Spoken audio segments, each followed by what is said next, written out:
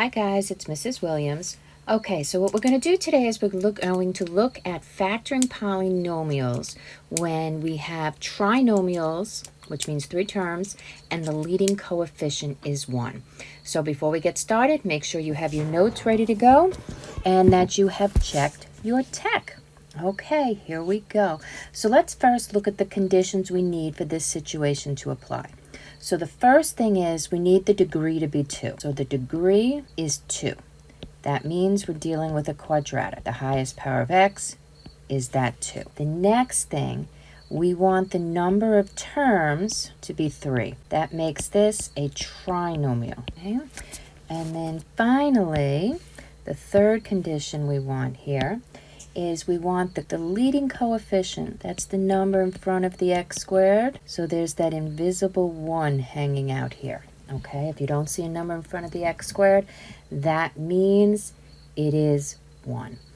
Now, a lot of times you will see me call this the I am factoring method. And that's because when you look at this, the numbers you're looking for are going to add to the b and they're going to multiply to the c. They're going to add to the b and multiply to the c.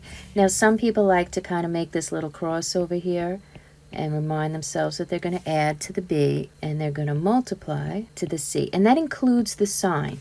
We have to know whether that sign is positive or negative. That's going to be key. Now, there is one word of warning and caution, okay, before we get started. And I won't do it to you today, but I will in the future. So you must always check for a greatest common factor first. Because if there is a greatest common factor, you need to take it out. You pull it out and then pull it down. And we'll talk more about that tomorrow in the next lesson. But I want to make sure it's in your notes here also, okay? All right, so now let's look at the steps. The first thing we would do when trying to factor something that fits these conditions is we would draw 2 parentheses and put the variable, and the variable is the thing that's being squared in your leading term. So we're going to put that variable first in each parentheses. So in this case, our variable that's being squared is x. So we have parentheses x, leave some space, parentheses x, leave some space and close it.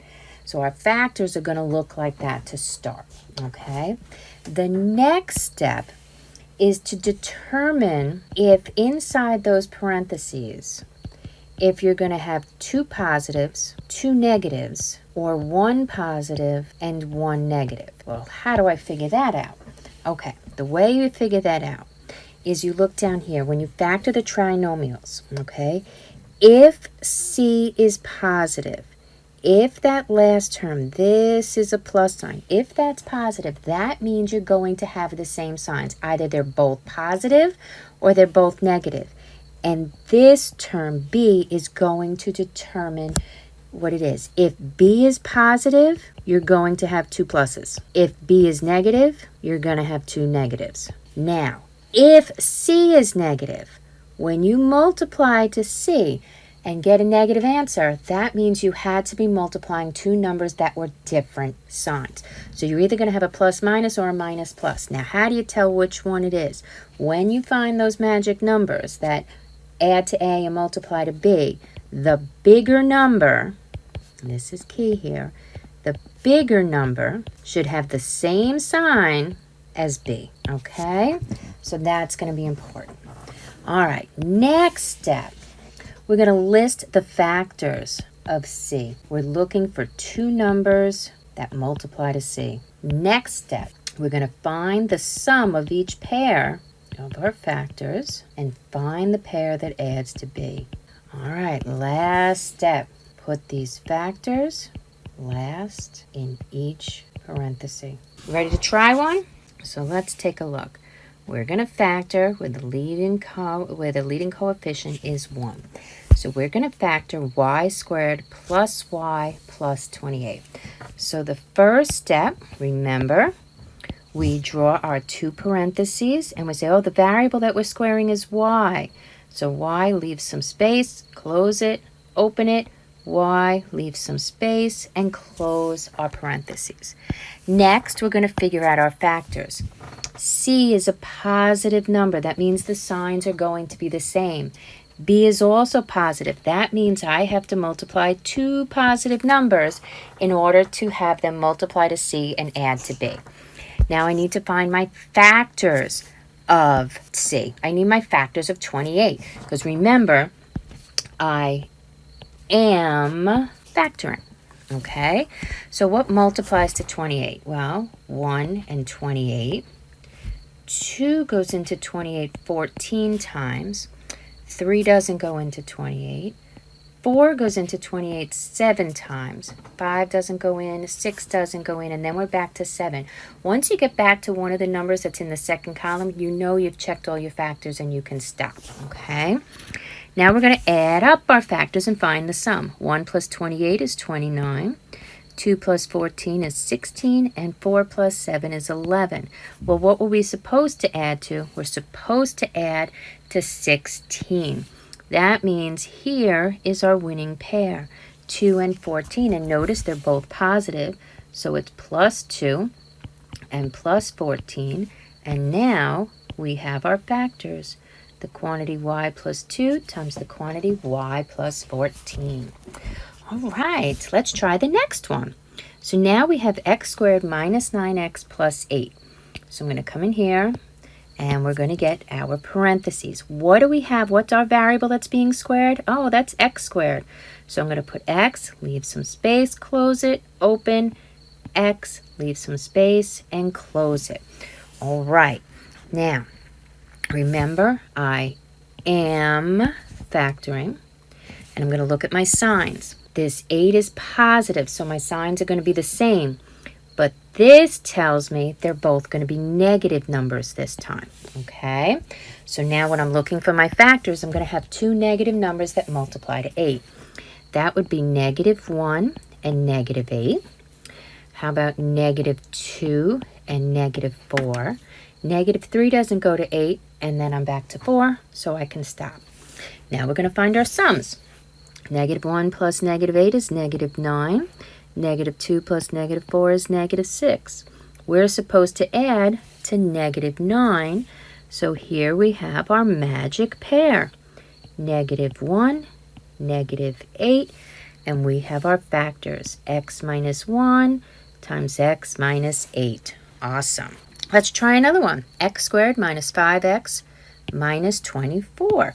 So what variable are we squaring this time? Oh, look, it's x squared. So we're going to have open parentheses x, leave some space, close it, open, x, leave some space, and close it.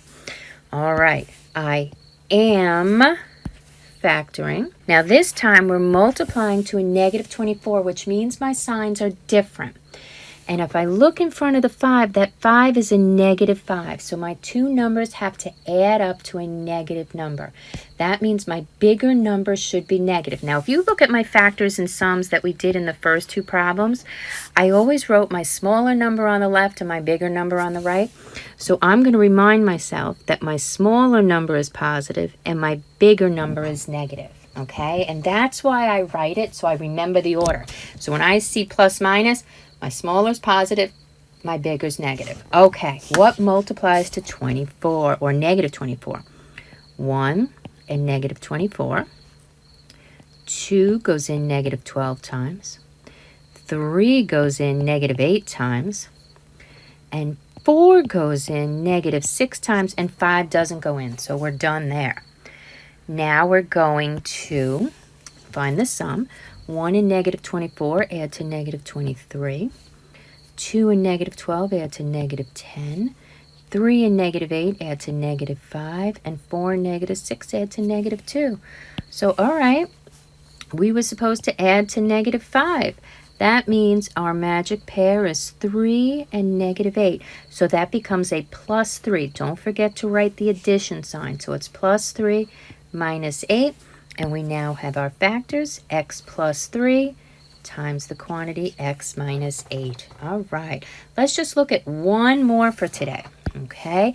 Now this time, What's the variable that we're squaring? It's not x. Oh, it's a. So open parentheses a, leave a little space, close it, open, a, leave a little space and close it.